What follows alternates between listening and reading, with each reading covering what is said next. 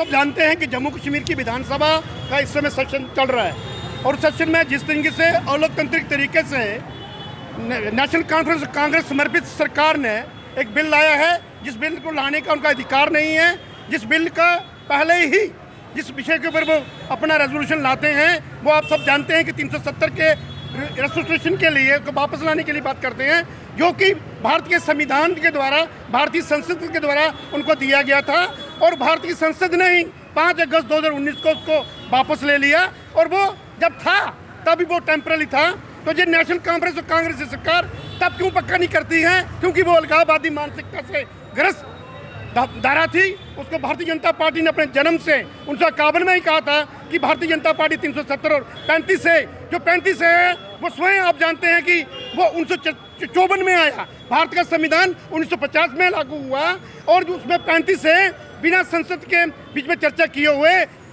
President के proclamation से उसको धारा लगा दी, जो जहाँ पे अलगाववाद को, आतंकवाद को जम्मू कश्मीर के विकास की राह में रोड़ा था। वो सब 5 अगस्त 2019 को भारतीय जनता पार्टी ने उसको समाप्त किया और सिर्फ वही नहीं किया, उसके बाद में जो उसको अपने पक्ष में मानते थे वो सुप्रीम कोर्ट में भी गए और सुप्रीम कोर्ट ने भी उसके ऊपर मोहर लगाई कि ये जो धारा है, ये जो सरकार ने इस धारा को वापस लिया है वो एक प्रक्रिया में लिया है। और इसके अंत में जम्मू कश्मीर की असेंबली में जिस तरह की नेशनल कॉन्फ्रेंस और कांग्रेस की सरकार और लोकतांत्रिक तरीके से चुने हुए विधायकों के ऊपर किसी तरीके का भी जो दुर्व्यवहार कर रही है वो भारतीय जनता पार्टी कभी नहीं सहेगी। जम्मू कश्मीर के 28 विधायक जम्मू कश्मीर की असेंबली में भारत का राष्ट्रवाद का नारा रखेगी।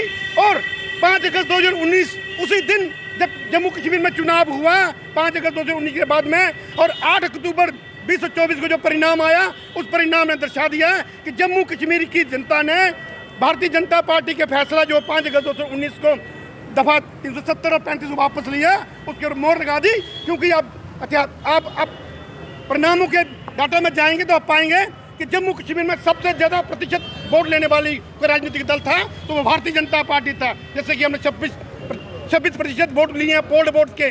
और मैं अंत में यह कहना चाहता हूँ कि ये सरकार अपने आप को दुरुस्त करे, वरना जिस तरीके का जो वातावरण बना रहे हैं ये जम्मू कश्मीर की राह में रोड़ा कराएगी, जहाँ के युवाओं का अधिकार मारेगी, जहाँ की महिलाओं का अधिकार के खिलाफ काम करेगी। और भारतीय जनता पार्टी का एक कार्यकर्ता इसके पक्ष में खड़ा है और कोई भी सरकार किसी में भी हिम्मत नहीं है कि जब तक भारतीय जनता पार्टी के कार्यकर्ता जीवित है कि कोई 370-35 के बारे में जनता के बीच में आके बात कर सके। असेंबली में एक प्रक्रिया रहती है, उसके अंदर काम करना चाहिए। इतने कहते हुए आप सबका धन्यवाद। भारतीय जनता पार्टी जिंदाबाद। ये जो आज का हमारा प्रोटेस्ट है ये एनसी कांग्रेस की जो गवर्नमेंट है इसके खिलाफ हमने ये प्रोटेस्ट किया है। और जैसे जो आप देख रहे हो जो हमारी धारा 370 को ये बोले हम फिर से लाएंगे, ये उसी धारा 370 के टूटने पर इन्होंने एक निशान एक विधान पर चुनाव लड़ा, उसी चुनाव के ऊपर इन्होंने चुनाव लड़के उसी विधानसभा में बैठ के आज उसी को फिर से लाने की ये बात कर रहे हैं। ये ऐसे लोग हैं जिन्होंने जो हमारे लोगों का हक छीन रहे हैं। जैसे 370 टूटने के बाद गोरखा समाज बेस्ट पाकिस्तानी पीओजे के हमारे बेस्ट पाकिस्तानी रिफ्यूजी जिनको अधिकार मिला, आज ये बोल रहे हैं हम उनका अधिकार फिर से ख़त्म करेंगे। और ये चाहते हैं कि कश्मीर में फिर से पत्थरबाजी चालू हो, फिर से आतंकवाद चालू हो। यही इस सरकार का दोहरी नीति है।